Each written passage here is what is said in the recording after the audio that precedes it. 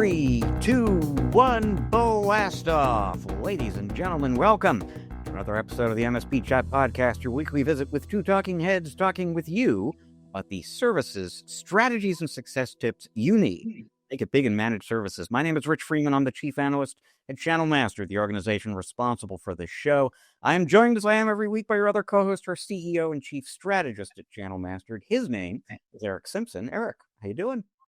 Doing well, Rich. Catching up from lots of whirlwind travel recently. Got a little bit of a break here this week, but you'll soon be on the road again next week while I will continue to catch up here at home.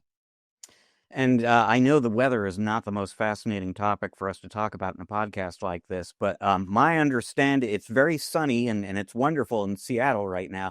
Last I heard from you, it's a little rainier down there than usual. Yeah, deluge comes to mind as a term, but yeah, it rained from 6 a.m. yesterday morning till well after 6 p.m. Nonstop. It was, when it rains, it pours. It never rains in Southern California, but when it rains, it pours. So there's the adage.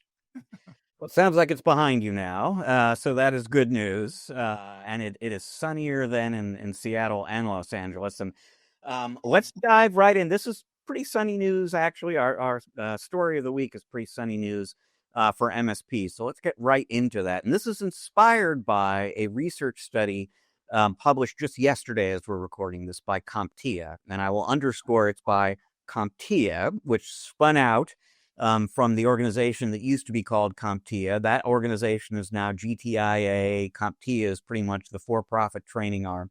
They've still got a very great research organization over there, and they just published their 2025 cybersecurity market report.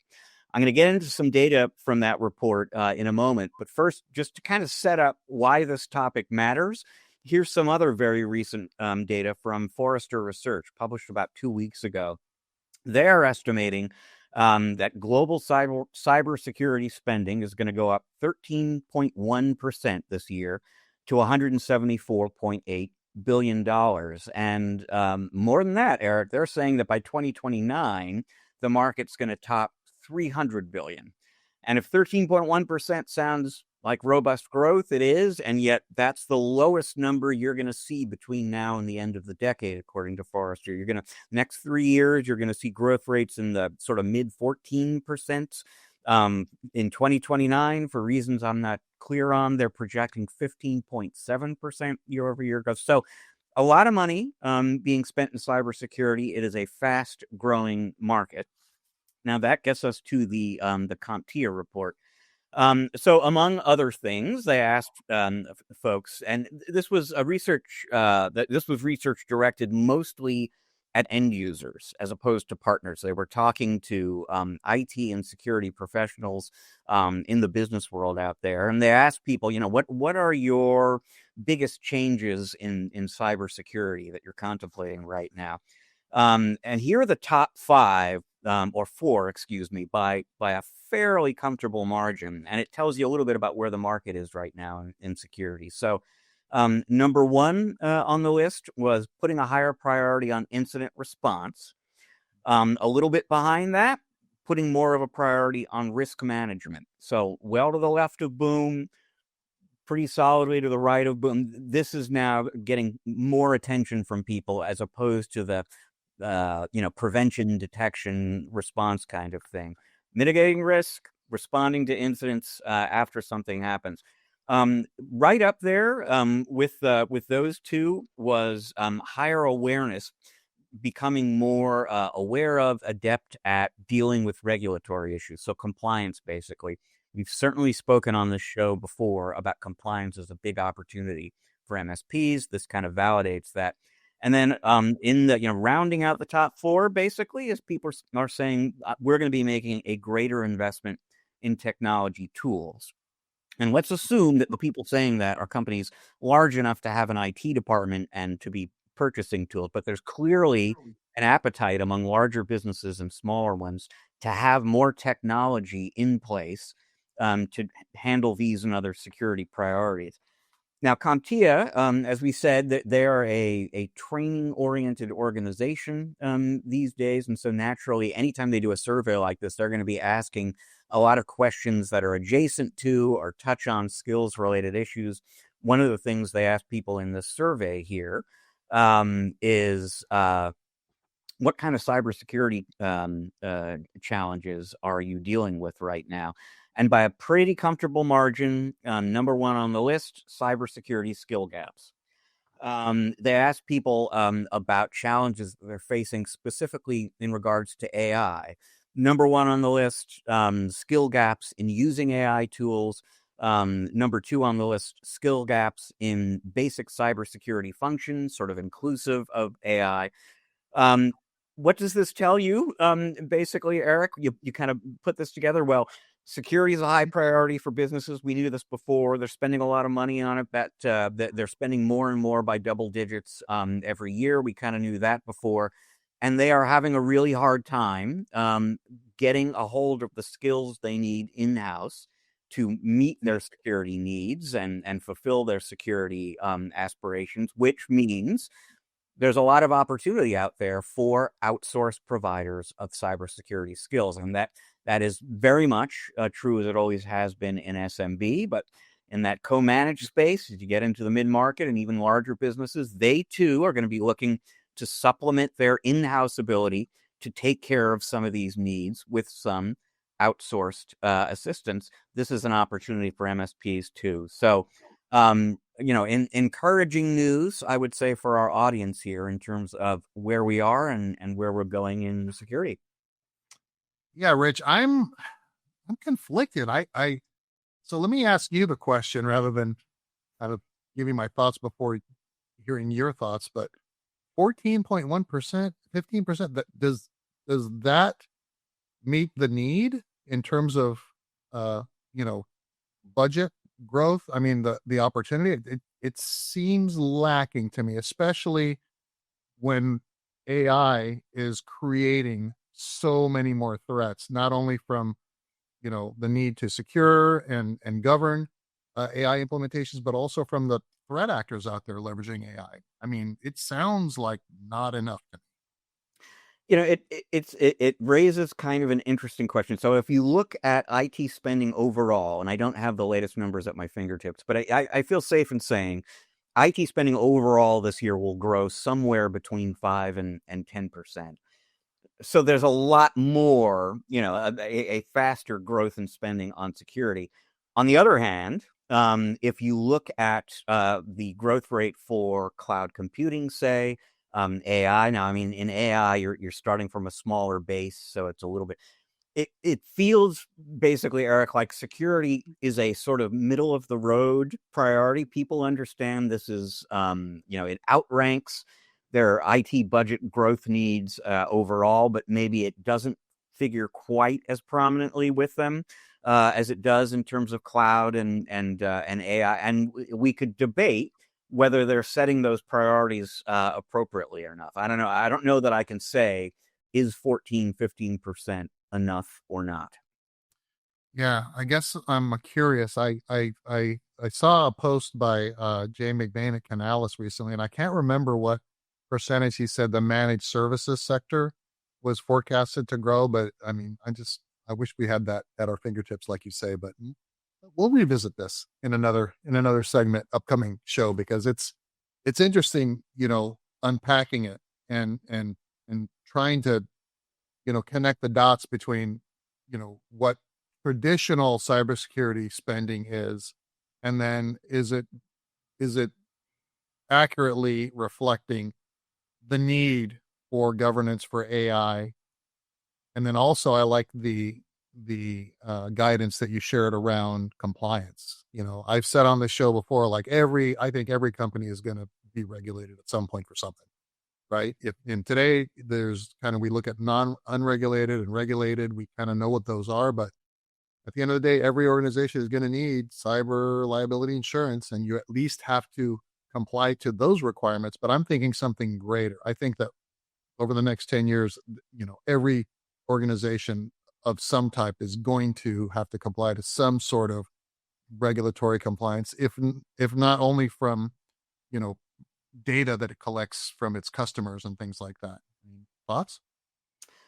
No, I mean, I think, and you went exactly where I was going to go. I mean, every business is regulated right now because they all need, if they, don't have already, cyber insurance, and there are compliance requirements around that, as we know. So, yeah, and we won't get into the weeds on this right here now, but compliance is one of those areas that a lot of MSPs shy away from because they're very concerned about not doing it properly, and the sort of reputation and liability issues that can come with that, which I totally understand.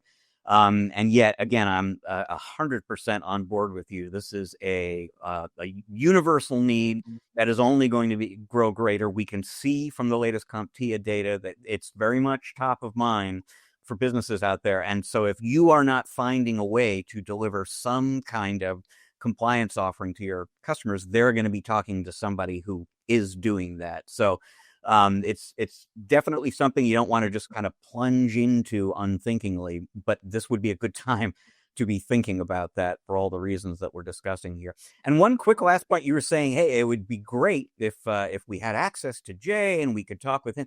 Well, you also hinted that I'm going back out on the road next week. Where I'm going actually is to Chicago for the Canales Forum. And in fact, 1 week from today, as we record this, I will be interviewing Jay McBain. So I will try to remember that we had this conversation and see what he thinks. And maybe we can revisit this in next week's show. Yeah, looking forward to that update.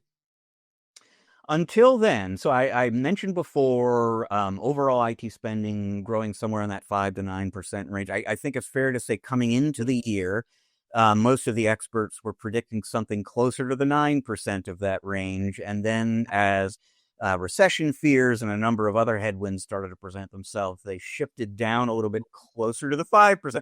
This is kind of a nice lead into your tip of the week, Eric, in terms of how folks in our audience should deal with some of the problems that they're facing out there right now. Great lead in. So yeah, Rich, it's, at the end of the day, I had this, I did a webinar earlier today and I made a very, very clear point around,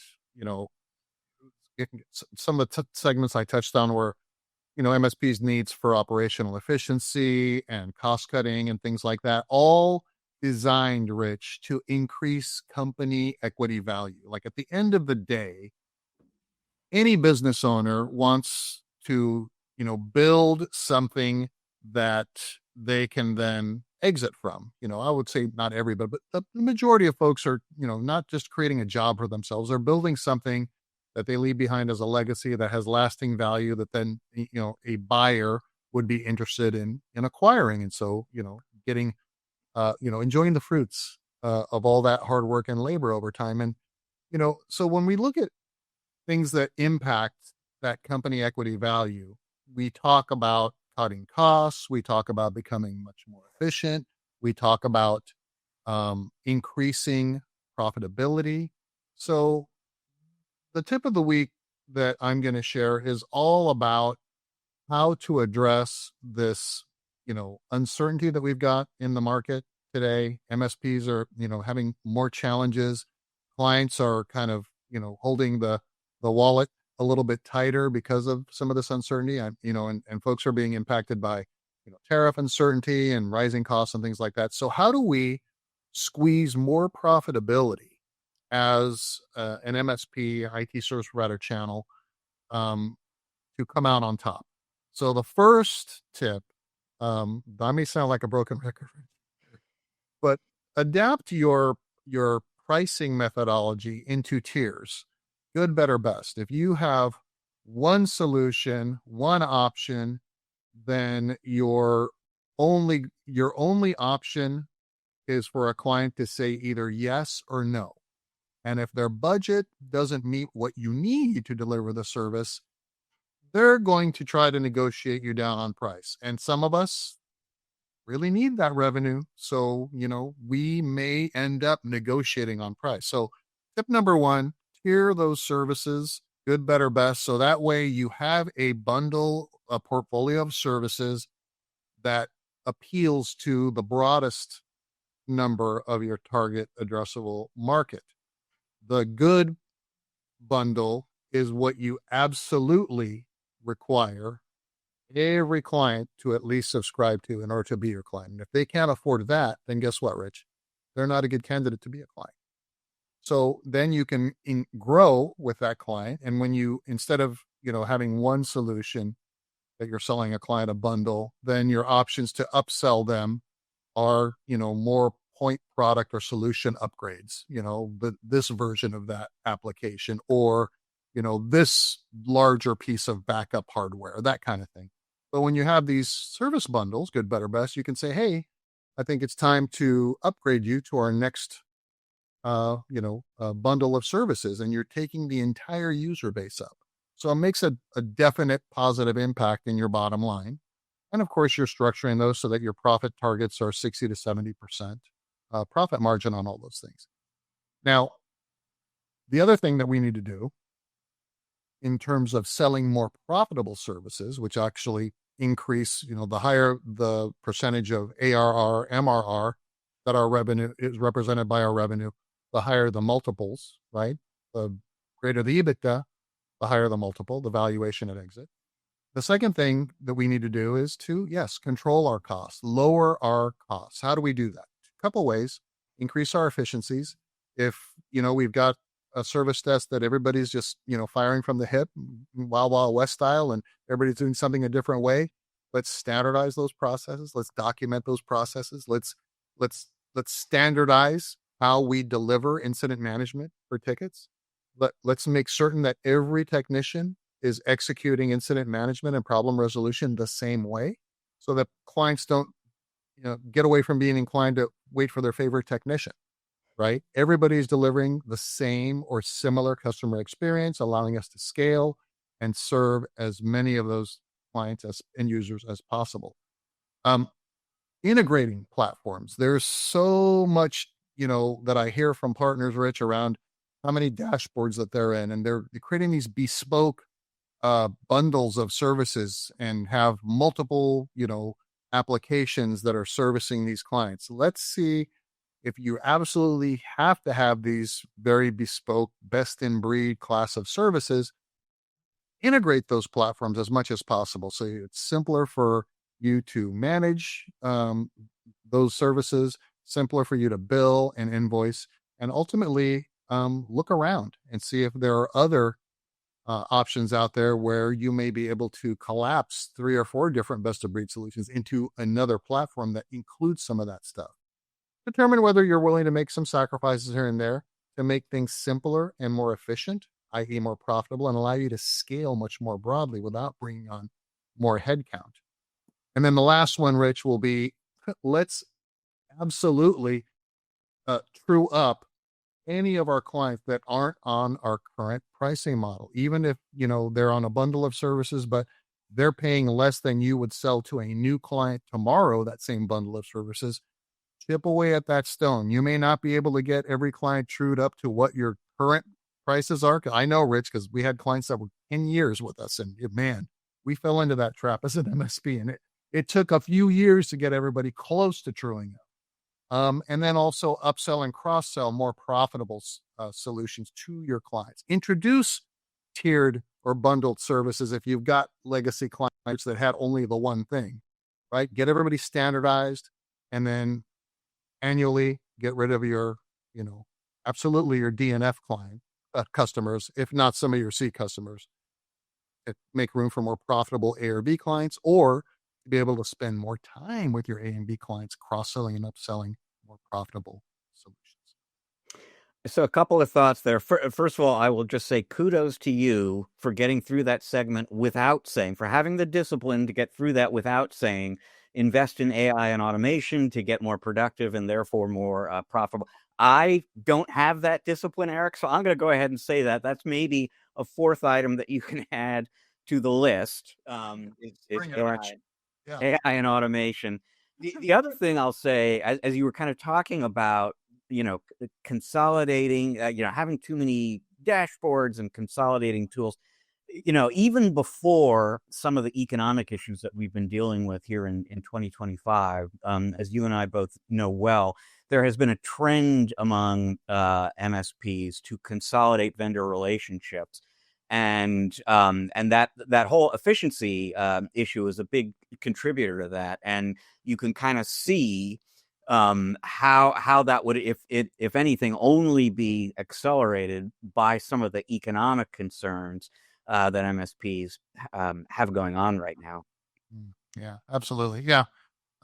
Anything that we can do, Rich, to increase our bottom line profitability, whether that's, making tough decisions around, customers that we need to release, or making, changes in our solution. Like, I mean, yeah, it's tough to make these changes in flight, especially if you've got hundreds and hundreds of endpoints and you're switching things around. I get it. But also, there are those MSPs out there that are very labor heavy. Like, they have too many technicians and engineers. I can count on, the fingers of one hand, 4 or 5 partners that I'm currently engaged with that are definitely heavy. And they think, well, we certainly don't want to let these folks go because it's going to be so hard to replace them. But you've got to weigh all these, decisions carefully. And sometimes, balancing those scales of efficiency and profitability and scalability and growth, you know, cause us to rethink some of these things. So the more efficient and profitable we become, and we still have a big labor cost, that makes that pain a little bit more apparent over time too. Well, speaking of efficiency and profitability, that is a great lead in to what we have coming up next for you here. You mentioned at the top of the show that we're both off the road this week. Last week, we were at Kaseya's DattoCon conference. We had the opportunity to moderate a panel discussion as part of the Autotask Community Live event within an event at DattoCon with 3 MSPs. And we did that in front of a live audience at the show there. We also recorded it, and we are going to share that with you right now. The subject matter of that session was operational excellence. You're going to hear some very specific ideas and suggestions from these 3 MSPs about tools and techniques that they're using to get more efficient and get better at ops. This will include AI and automation, but extend beyond that. We're going to talk about KPIs, tons of really good stuff. It was a lot of fun, very informative, and a lot of fun to do as well. And so Eric and I are going to take a quick break now.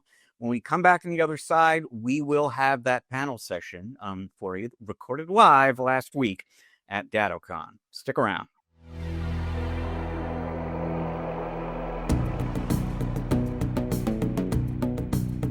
Welcome back for this panel session on operational excellence in managed services. This is kind of a twofer. I'll explain a little bit more about that in a moment. This is both a session for you guys here. It's also a recording session for a podcast that I do with the gentleman at the other end of the stage. So my name is Rich Freeman. I'm the chief analyst at Channel Mastered. We are a consultancy. We work with vendors, companies like Kaseya, to help them build, grow, optimize MSP channels. Our co-founder at Channel Mastered, also on the panel here, is Eric Simpson. Hey, Eric Simpson, CEO of Channel Mastered, recovering MSP. So happy to be here. How you guys all feeling right now? Say hi. Love it. All right, we got the right crowd, Rich. All right, perfect.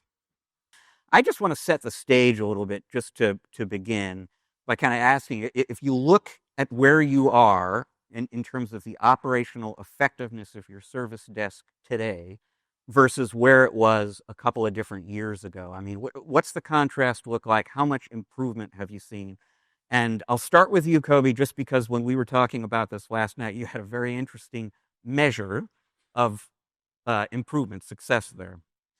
Yeah, so my biggest measure of the improvement as we've matured operationally and made some adjustments and things like that is I'm now comfortable going on vacation and leaving my phone in the room.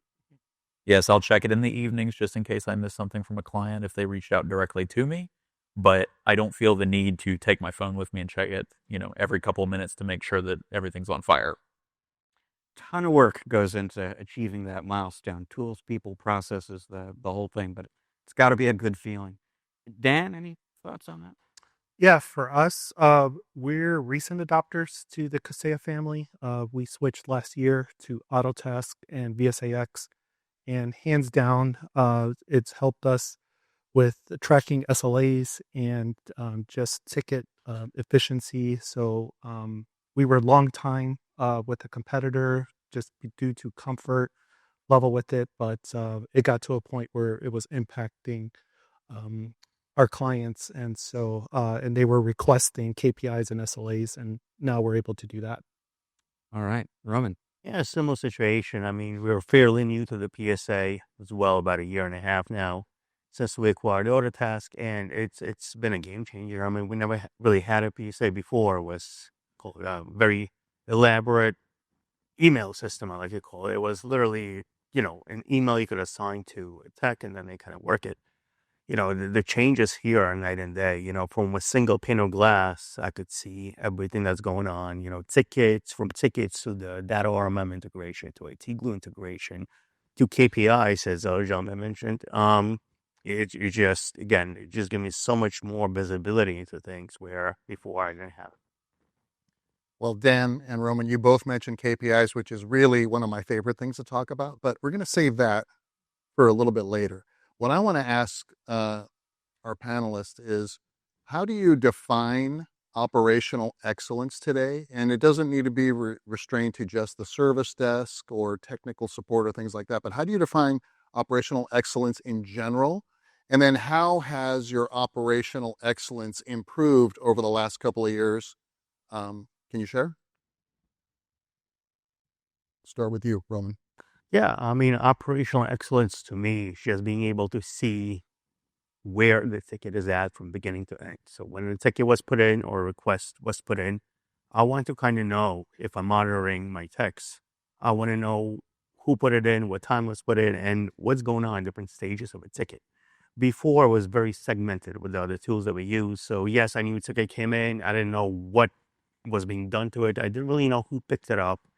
Now with this new system with Autotask and PSA, I have alerts. I have kind of alerts going on. A ticket is received, I get an alert in Teams. Somebody picks it up, I get an alert. A timer starts going, right? So before, again, everything was so segmented where ticketing was one system. IT Glue was a different tab.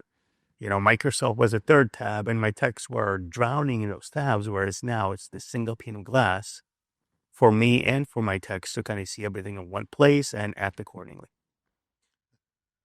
Toby?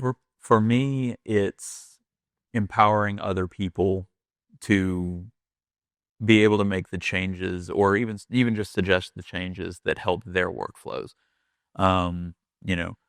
The techs are the money driver. They're the ones solving the customer issues and things like that. But creating a culture where people can come to you and say, hey, I don't think this is very efficient, and accepting that. And the answer might be no, this is the most efficient way to do it, but it might also not be. I've heard many times that the most dangerous words are, we've always done it this way. I tell my people all the time, come tell me if you think something's inefficient. You're not going to hurt my feelings. We'll look at it together, and that's empowering people, whether we make the change or not. Then they're more willing to share those ideas, and they're more willing to, take ownership in those changes. And that, I think that is operational excellence, because it makes a more powerful, cohesive team. Dan, what's your read? Yeah, I definitely would echo that. We definitely have a next generation approach to management where we look for input versus the Captain Kirk way of the captain kind of giving you orders. But yeah, I would definitely say for us, it's been providing proactive and as accurate support as possible. Obviously, there's going to be mistakes made and lessons learned along the way, but you kind of want to minimize that, and in doing so, being as efficient as possible. Dan, you said Captain Kirk. So just everybody in the audience, Captain Kirk or Picard? Shout it out. Best captain. Picard. Picard. Kirk. All right. Rich, we've settled that. It's Picard. Oh, okay. Kirk, by the way, was the Kirk. Kirk. Hear the fight music? Right? If you know, you know. Let's get into some specifics here now about how folks on the stage are actually automating processes in a way that really makes an impact.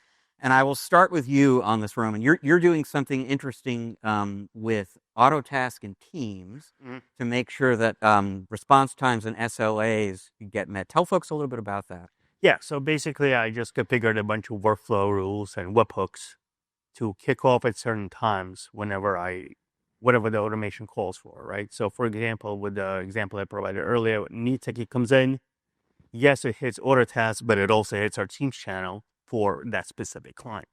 So we know right away that there's a new ticket. From that card in Teams, my tech can now press a button and go right straight to Autotask without logging in, without opening tabs, without doing anything. One click. If a ticket is sitting in the new queue, right? So the ticket is received, nobody looked at it, it's past 15 minutes. Internally, we have a 15-minute first response SLA. If it's past 15 minutes, same thing happens. That tech now, that channel rather now gets notified again. Hey, 15 minutes. What's going on? If a technician has a ticket sitting in their queue for longer than 30 minutes, they get private message on Teams from Autotask with the automation I set up, kind of urging them to, hey, you still haven't answered, you got to catch with the SLAs. So with that alone, I get, and me and my person who watches the desk, we get so much more visibility into what's actually happening because, again, Dan, like you mentioned, servicing clients and reacting to clients is the most important thing. That's what pays the bills, and that's why they pay us to be their MSP. So if we are kind of missing something, if things are falling through cracks, I want to know about it, and those automations going to allow me to do that.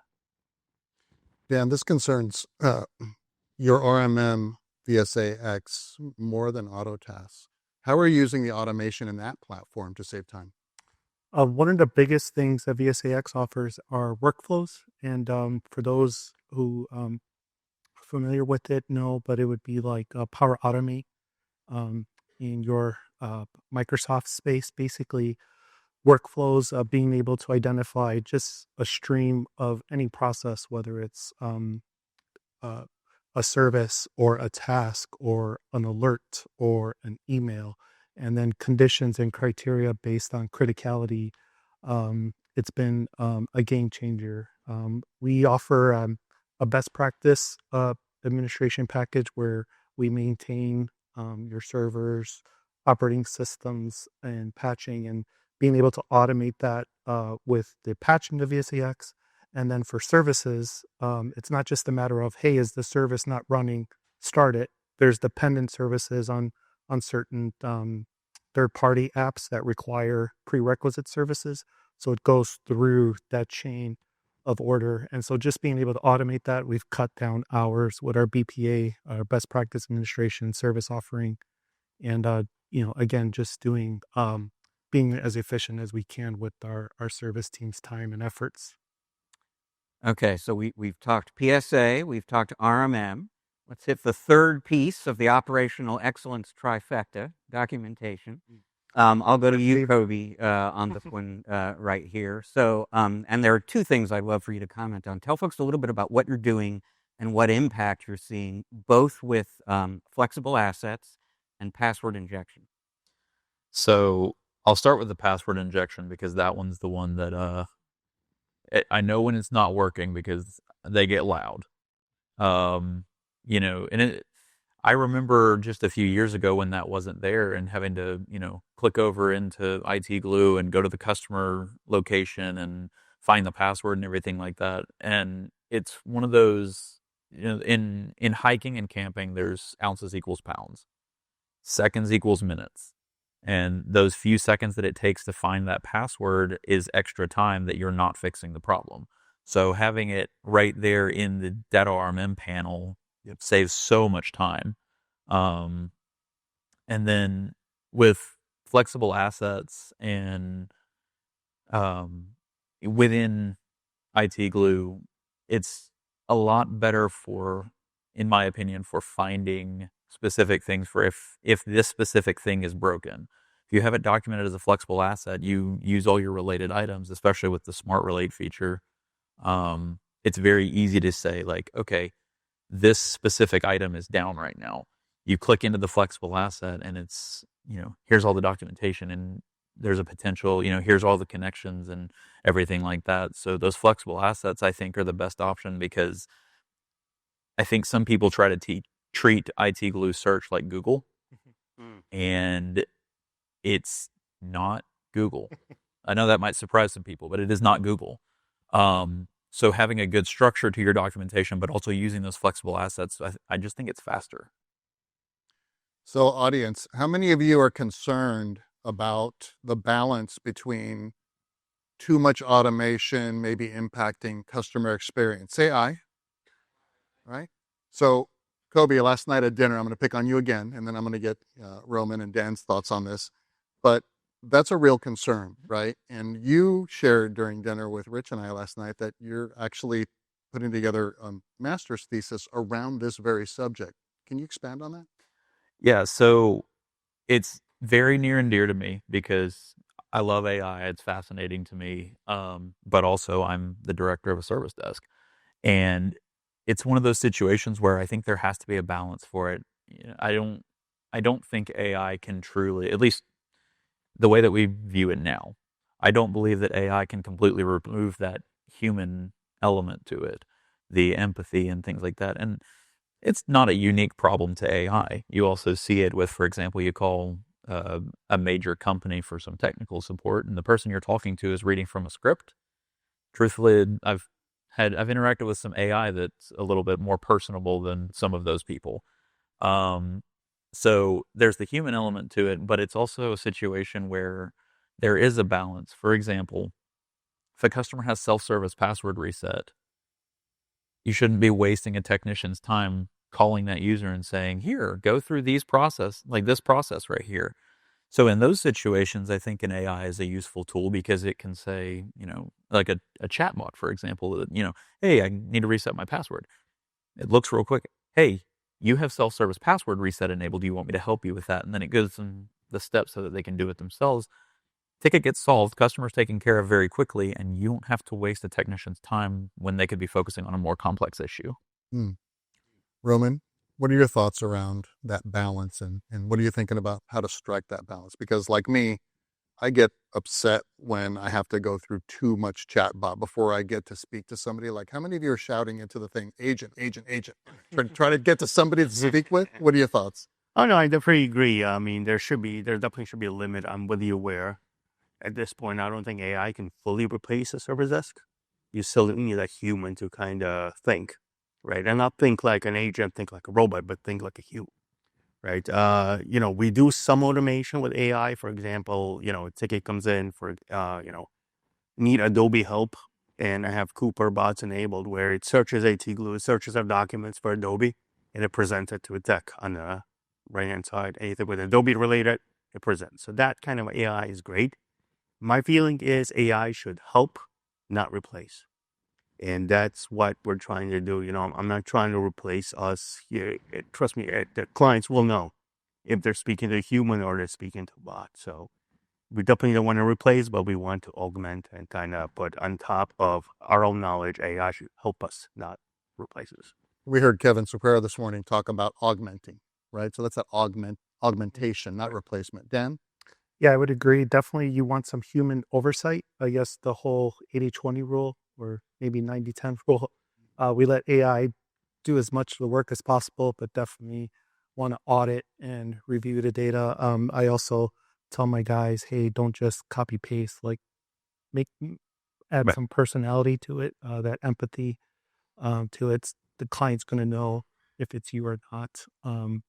But yeah, definitely has, you want some human oversight, and it can definitely do a lot of the heavy lifting. But I would say that 10-20%, we always want to review and authorize before you put your name stamp on it, before, something is sent out. Okay, so this section of the conversation is about challenges and triumphs. We've mostly been talking about triumphs. Let's talk about challenges, and the biggest challenge that I imagine folks run into when they're implementing the kind of changes you guys have been discussing, which is getting the technicians bought in. And you have a great acronym, Kobe, for referring to, summarizing this particular challenge. Tell folks what IDD is and how you deal with it. So IDD is it's different, damn it. Yep. And it's, I've gone through it before. We switched from ConnectWise to Autotask about 19 months ago. It was different. I was not happy, especially because I was involved in the migration project. And at that point, I didn't want to see Autotask again in my life. And I had to walk in the next day. Mhm. So again, and this kind of ties into what I was talking about earlier with empowering people, is when major changes happen, people don't really want to. They want to come in, they want to have the familiarity so that they can do their job, take care of people, and go home.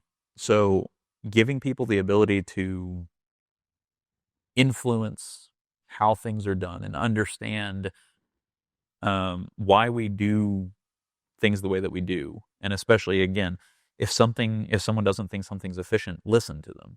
Take the time, listen to them, see if it does change it. I think that helps to reduce the IDD. They're part of the process instead of like the Yep. the victim of the process. Dan, what's your favorite treatment for IDD? Favorite treatment for IDD? It's different, damn it. We have an ongoing debate whether it's Cubs versus Sox or iPhone versus Android. And when we had the same growing pains because we were a long time ConnectWise, and we had the switch, and we had our naysayers. So we said, hey, and we heard it here at DattoCon last year. It's just like switching phones. The phone can make a phone call, it can text. You just have to learn how to do it differently. And so in switching, again, if we want people to bring their criticism, but they can't just vomit and throw it at the table. You also have to bring some options for a solution to it. So we want to hear your feedback, but you need to be part of the resolution. So don't just complain about it. Help be part of the team that's going to figure out how do we get across this challenge. So that's how I would say we deal with IDD. Roman. Yeah, I mean, same story. I mean, definitely we switched to Autotask about a year and a half ago, and we didn't have a PSA, so it was very different. Damn it, they were used to email looking client and just hit reply and put it in, and all of a sudden there's this new PSA, and half of the things that they are now able to do, we didn't have ability to do or see before, right? So as I'm implementing it, I'm getting all kinds of pushback, people, and I tell them, listen, this is not, I don't wake up in the morning and say, how can I make your life harder today? There's a method behind my madness, and once they understood the end goal, right, now everything, you could see everything in one place. You could answer a ticket, you could see IT glue, you could see all these integrations where before you don't even have it. Yes, it's different, but there's so much more stuff you could do with it. Plus every week I had sessions with my team where they use the product for a week, we use Autotask for a week, and at a special channel where they all kind of copy pasted the issues they ran into and thoughts, any ideas. And then on Fridays we would all get together and review. And the takeaways from that are brought to our Autotask implementation team, and together we kind of molded the product to fit our needs, but also make it work. And I think that's very important. You don't just throw it out there, hey, use it. You have to kind of evolve with the product, make the product yours, and kind of grow, mold yourself to the product a little bit, but mostly make the product work. So I'm going to borrow IDD. Thanks for sharing that with us. Like Star Trek, the original series fans know that the next generation is just, it's different, damn it. Right? That callback. All right. So let's talk a little bit about AI and RPA. So harnessing hyper automation. Roman, you brought up Cooper Copilot. So I want to talk a little bit about how you're using Cooper Copilot and IT Glue, starting with you, Roman, and then going down to you and Dan. And let's get your thoughts around how you're using the ticket summarization feature and other aspects that are making a real difference for your teams. Roman, Kobe, and Dan. We're good, Roman. Yeah, so let's start with ticket summary feature. I haven't been using it since it came out, and then all of a sudden we hired this new tech. Their job is just to review monitoring alerts, and I started seeing that this person is using it, and it's using it a lot. And I looked at it, and it's really neat. Like I started using it more and more now. Imagine there's a ticket that goes back and forth. Sometimes the ticket lasts over a couple of days, and reading all of that, I'm like, all right, I want to know what happened quickly, and I want to see in one click. It does it for me. It really summarizes the ticket, and it could continue on. If there's more stuff, you click the button again, it redoes it, and it kind of brings in all the relevant points. As far as automation with data or a memo, I'll just give you a clean example. For example, we get a lot of requests to install, say, AutoCAD for a client. And now I automated it. So I have a procedure, automation in Data RMM, and in Cooper Copilot, I wrote different keywords. If ticket contains words install Bluebeam, install AutoCAD, install whatever, it goes to Data RMM and it pushes the install. Most of the time, even before my techs pick up a ticket has been done. Same thing with internet issues. It does a speed test. It adds it to the ticket, to the notes. If the internet is out, for example, I'm using IT Glue flexible assets to pull in ISP information right into the ticket, so the tech already knows who to call, who to contact. So yeah, I mean, I think it takes me more time to actually figure out what I want to automate than automating it, and that's a good problem to have, I guess. For me, the smart ticket summary has been a game changer, especially because usually by the time a ticket's coming to me, there's a million time entries on it. And instead of me having to scroll through the ticket and find it, and especially I have system notes active so that I can see what my workflows are doing on top of that. So there could be 150 entries on a ticket by the time I'm getting involved with it. So being able to hit that button at the top and it spit out a summary real quick. And I mean, yes, I've got my technicians telling me like, this is what's going on. And then the summary, it's like, okay, well, let's try this, things like that. It helps I think it helps to speed the process up. And I've started seeing my techs use it quite a bit. And then the other big one that I'm excited about, and we're starting to adopt it more, is the SOP generator, because I love documentation. It's tough though, especially when you have, high volume of tickets. You've got critical issues coming up, things like that. It's very easy to get distracted. You'll sit there working through something. Oh, I need to write a document on this. And then you close that time entry and you're on to the next thing. And you never come back. You mean well, you never come back. So the smart SOP generator has been nice because, I go do a basic task. I just click that button, hit start, do the thing that I'm doing, 2 more button clicks, and I've got a document and a completed ticket. So those two have definitely been, I think, the biggest ones for us. Yeah, what would you add? So I hope I'm not going to get kicked out of the conference. We have not really leveraged the Cooper Copilot, so I hope I get to attend the rest of the week. And that's due to the Captain Picard approach of receiving feedback that the text didn't like the communication aspect of Autotask, in terms of they liked communicating with their clients with Outlook. And so what we decided was, using Outlook, they were always to copy the support DL or email, so that the tickets would get updated, obviously the ticket number and the subject, and then whatever they wanted to write, what we do is we leverage Copilot, and Copilot helps generate, does the same thing, summarizes, and so forth. And then, but by always copying the support email and ticket number, Autotask gets updated. So that's how we've been able to use AI for our ticket summaries. Extra points for weaving, Picard. Appreciate that, Picard fans. I'm tracking. Dan, I'm going to keep it with you. Moving beyond summarization a little bit, you're using AI to accelerate scripting. So tell folks a little bit about what you're doing and the impact you're seeing from that. Yeah, as we all know, PowerShell can do almost anything in Windows, and so just equipping our team with the tools that they need, whether it's ChatGPT, we ask them to please show us that you're using the product. So by using ChatGPT, and then when they run out of their free minutes, then we're like, okay, they're actually using it for IT, not planning their trip to New York next weekend.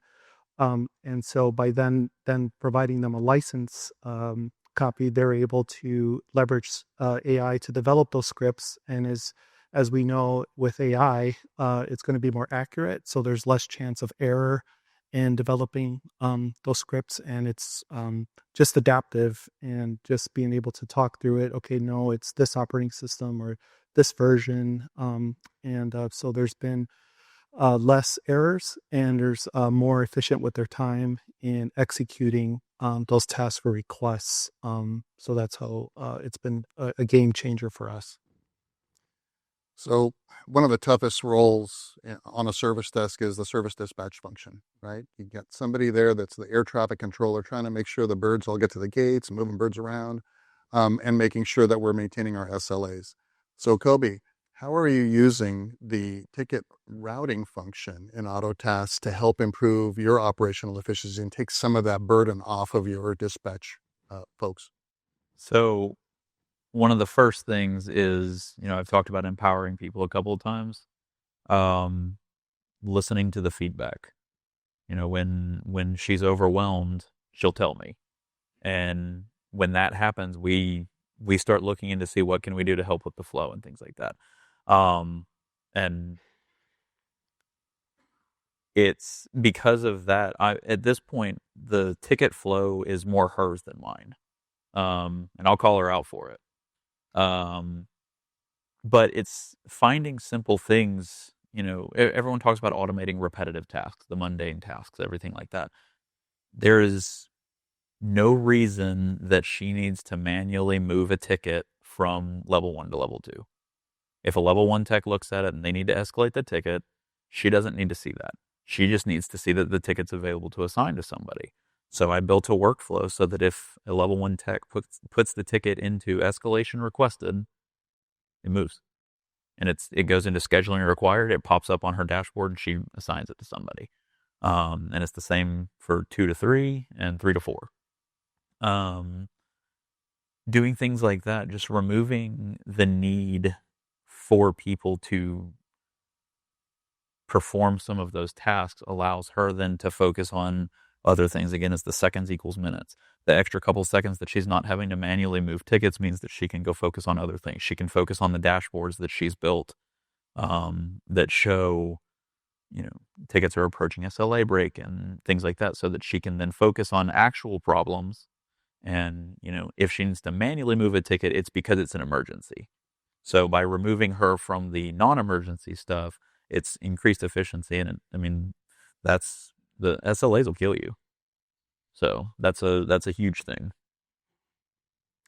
Dan, I'm going to come back to you because we're talking a lot about ticketing and scripting and sort of help desk specific work, but there are other operational processes that AI can impact as well. You and I were talking about some things you're doing with AI just around speccing products and services for your customers. So talk a little bit about what you're doing there.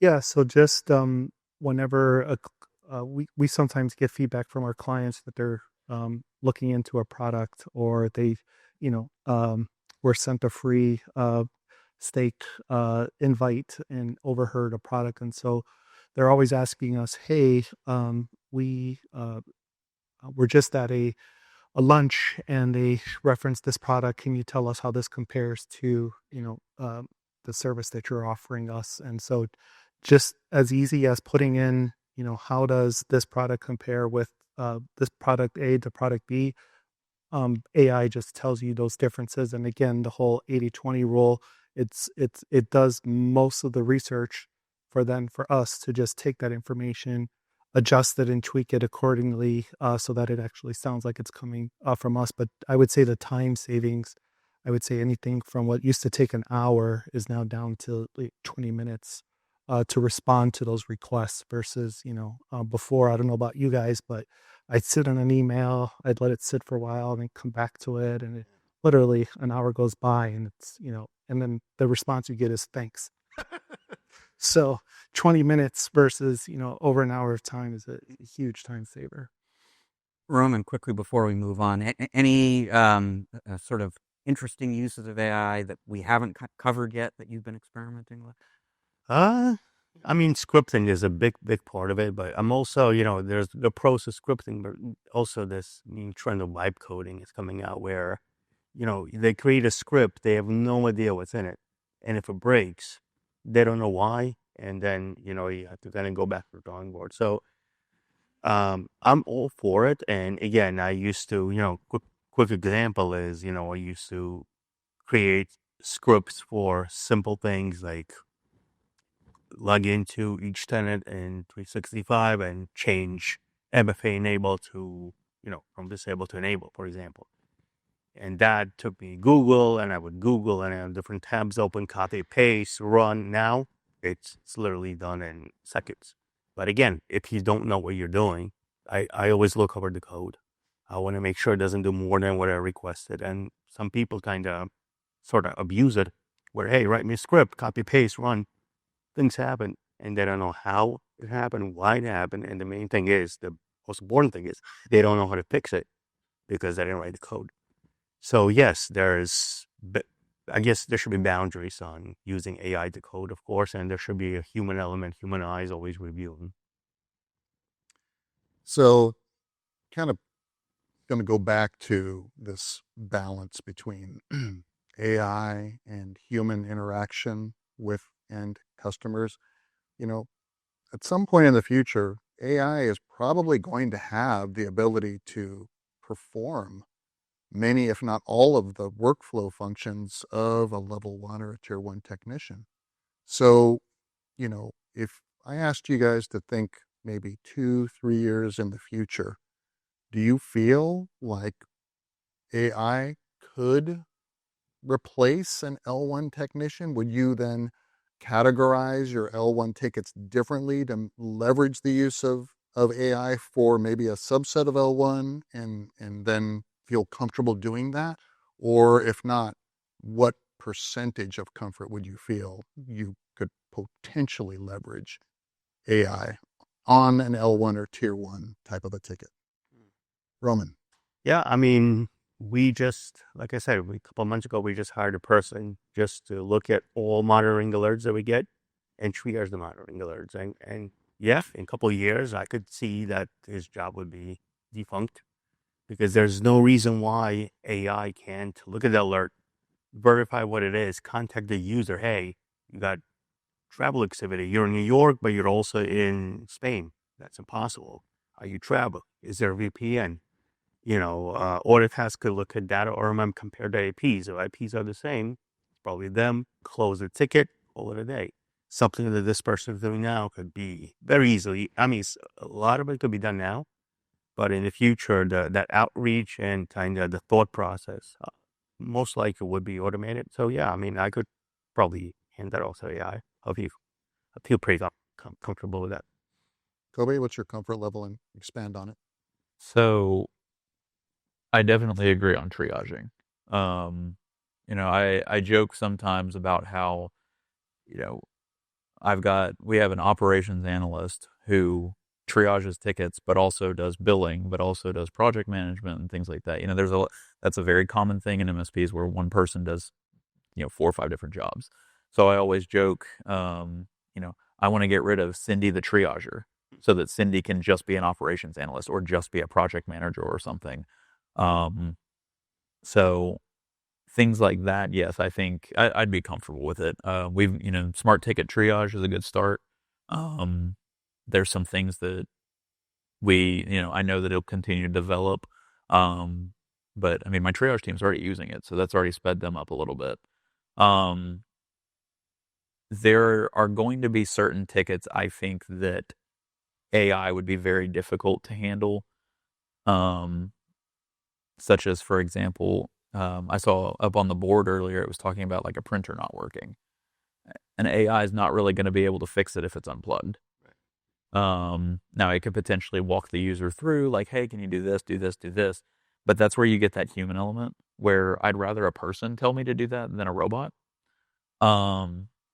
Plus, I am not entirely sold on sentiment analysis on AI, because it's hard enough for a human to understand what a human's saying over text, especially people who don't use emotion when they're texting, because I don't. So it's also one of those situations where sometimes hearing a human voice is a differentiator when you're upset about something. And I don't see AI accomplishing that in the next couple of years. I might be wrong, because it grows very quickly, but I don't see it. Dan? I think it's gonna come. When that is, time will tell. But I feel like even now, you're starting to see it with major companies. And I made a purchase on a pretty popular distributor.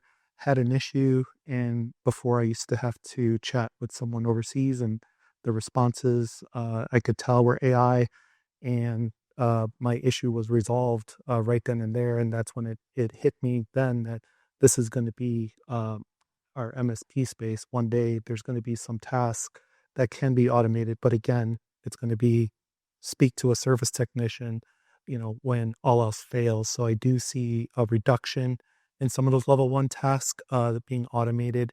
But then again, always having that human oversight and ability to speak to someone's always going to be there. It's like we offer multiple means of communication, but at the end of the day, some clients just have to pick up that phone. They just need to speak to someone in their panic, and so AI is never going to replace that phone call.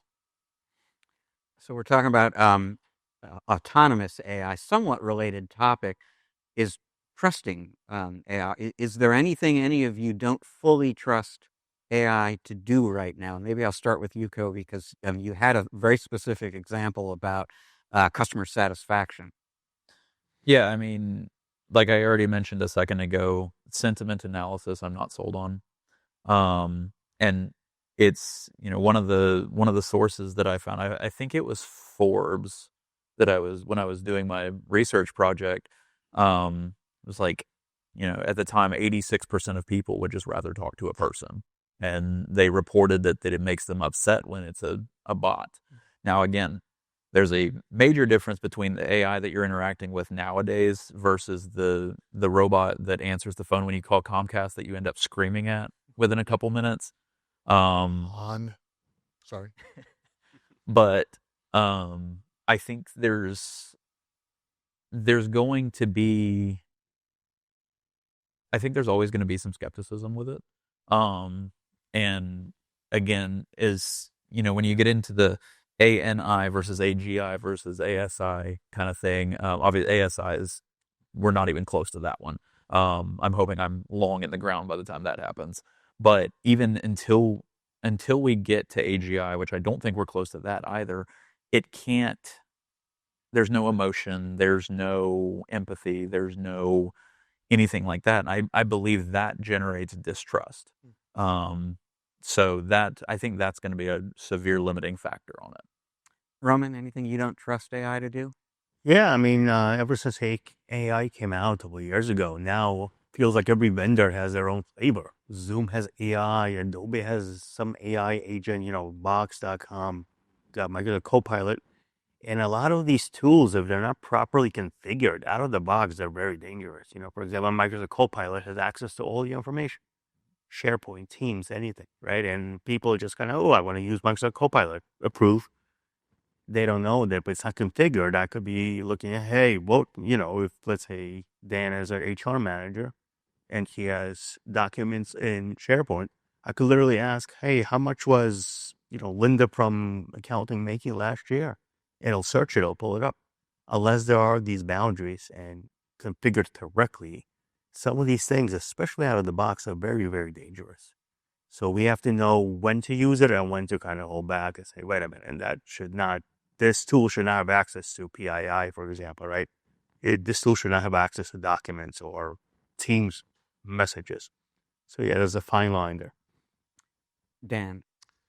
For me, I guess if it's something autonomous as like a ticket closure notification or ticket open, I'm okay with that. But if something is going out with my signature on it, I just personally would like that human oversight and just even if there's nothing wrong with it, I just because my name is on it, I would just like to see that response before it's sent. So rather than wasting 0 seconds of it automatically responding to a party, it's going to take me, 5 seconds to look it over and just have that assurance that it has my stamp of identity and approval on it before sending out. We have a CRM system in place that sends out meeting requests and QBRs. We call them TBRs at our company, and those are always being sent out. And we always get responses like, I didn't know you spoke so professional, Dan. I usually app a quib, or again,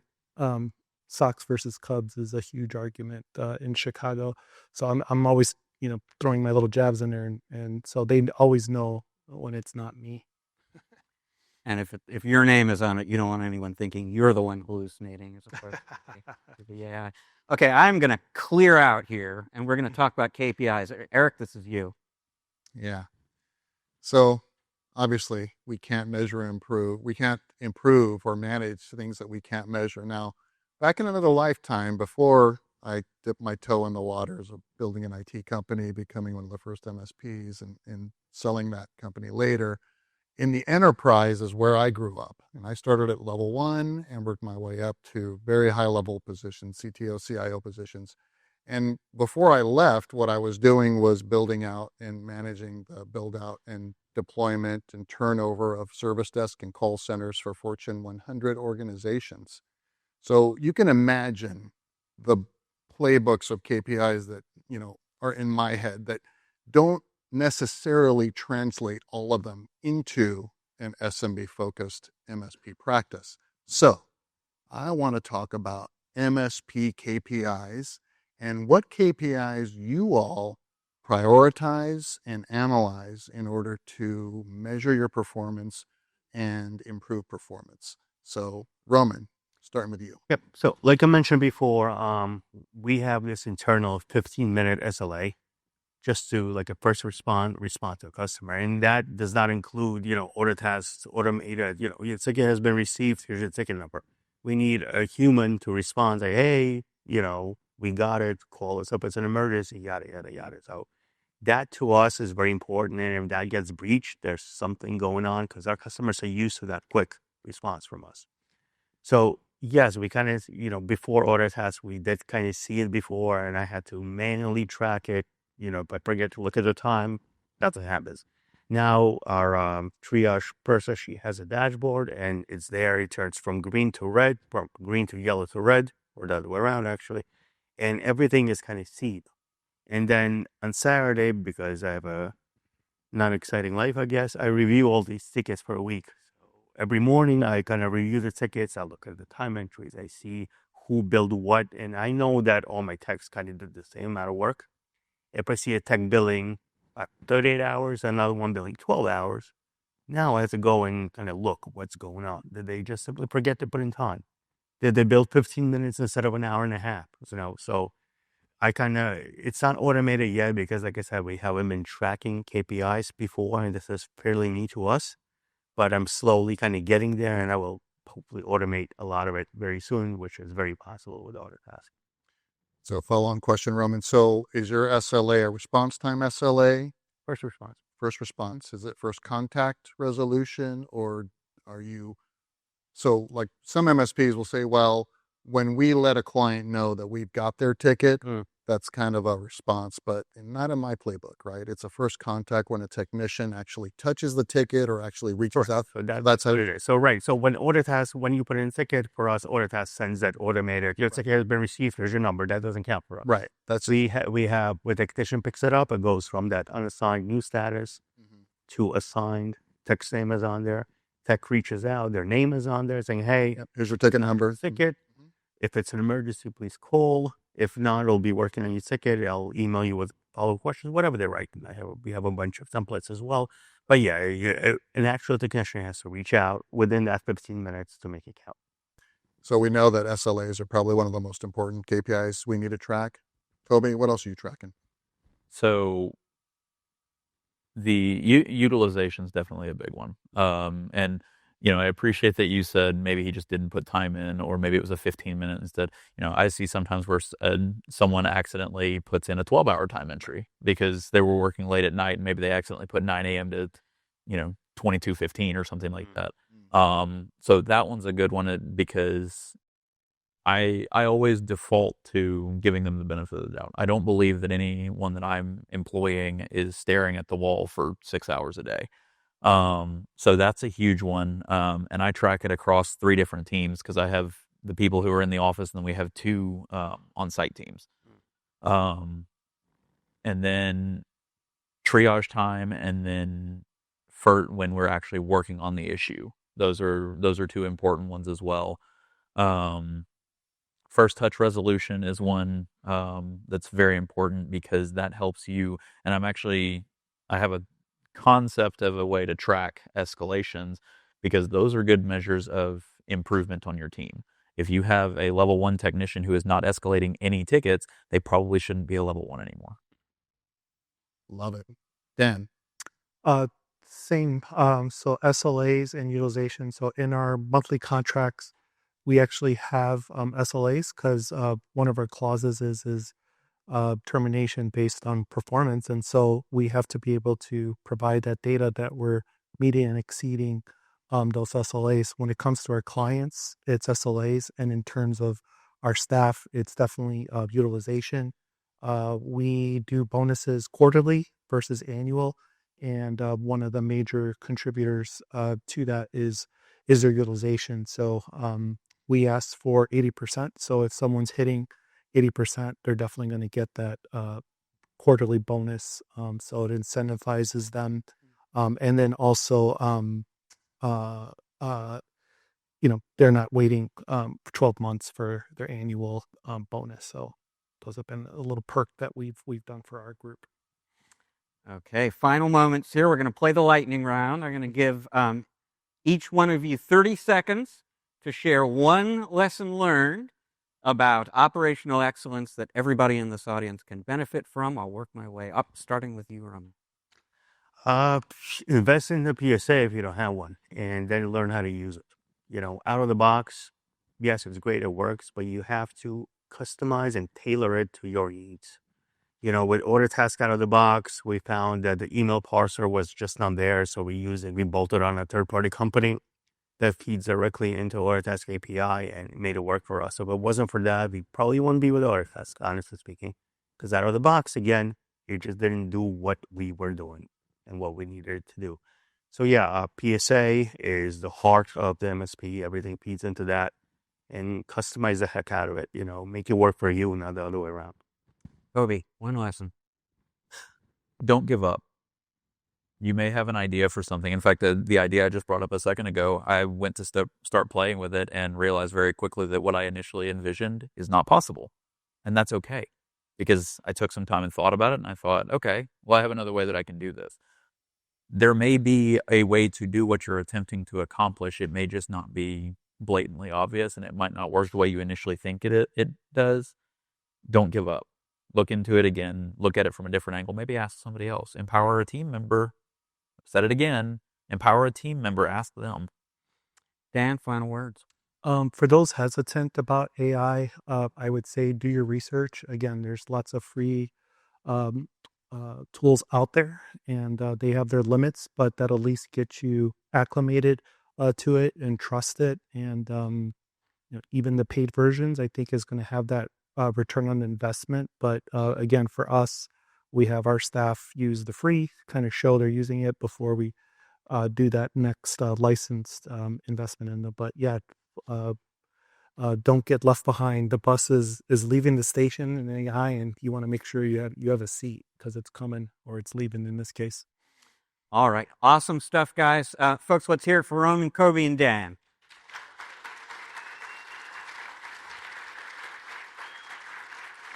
For the podcast audience, we're going to take a quick break now. Eric and I will come back on the other side, share some final thoughts about this very interesting panel discussion here, have a little fun, wrap up the show, stick around. We will be right back.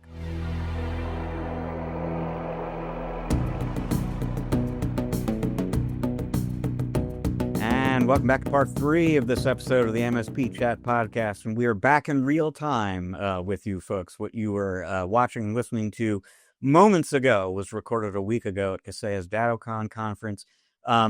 Very interesting, very informative conversation with MSPs.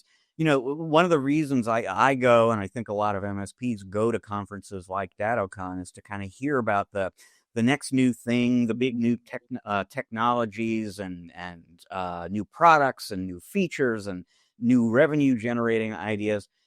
This session for me, among other things, was just a good reminder that if you're in the audience at an event like Autotask Community Live, it is a useful way to spend an hour just to get into some of the blocking and tackling of what you're doing on a day-to-day basis, to get a little bit more efficient here, a little bit more efficient there, to manage your team so that they are open-minded about and will buy into change. A lot of really just good practical stuff that we talked about there. And I just know from what we were seeing here from the audience that they were kind of lapping it up. Yeah. And you're right, Rich. I mean, you and I have been to a lot of conferences. When I was in MSP, sometimes the most value I got from going to conferences was interacting with other MSPs or sitting in sessions where MSPs were kind of covering how to overcome some of these pains and challenges and things like that. And that made it all worthwhile. Those relationships, those hallway conversations. We've talked on the show a lot about, this camaraderie and spirit of sharing that we appreciate and enjoy in the MSP community. And that has a very high value. And, it served me in so many other capacities. Not saying that there wasn't value from some of the other sessions and things like that, but these were valuable from the perspective of when I had a business problem or I wanted to bounce something off of somebody, way after the conference, I had built a lot of these really close relationships and friendships where I could just ping folks and get them on a call, just like I would get on a call when MSPs would, want to collaborate with me. I think, those experiences and those relationships and connections that are built through these conferences are definitely one of the most valuable things that you can get, other than bringing your team to get training and learning about M&A and all these other things. But it's the folks that you can rely on to help you out of trouble, or even like, hey, do you know somebody that can deliver this liquor control system to a client of ours that we have no idea what that is, and it always paid off in spades. Yeah, and that just is a useful reminder to thank Kobe, Dan, and Roman one last time. They got up on a stage in front of a lot of peers, and we're successful MSPs. Here are some things that make us successful. Have at it. And that very much is in the spirit, consistent with that spirit of community and camaraderie that we so enjoy in the world of managed services. And that, folks, leaves us with time for just one last thing. And Eric, do you like cats? We own 2 cats here, Rich. I deal with them. The rest of my family likes cats. I deal with them. Well, then I'm going to suggest your next vacation destination should probably not be the island of Cypress, because they have an interesting problem going on there, apparently, which is an overpopulation of cats. They like, just as a country, as a people, they like cats a lot there.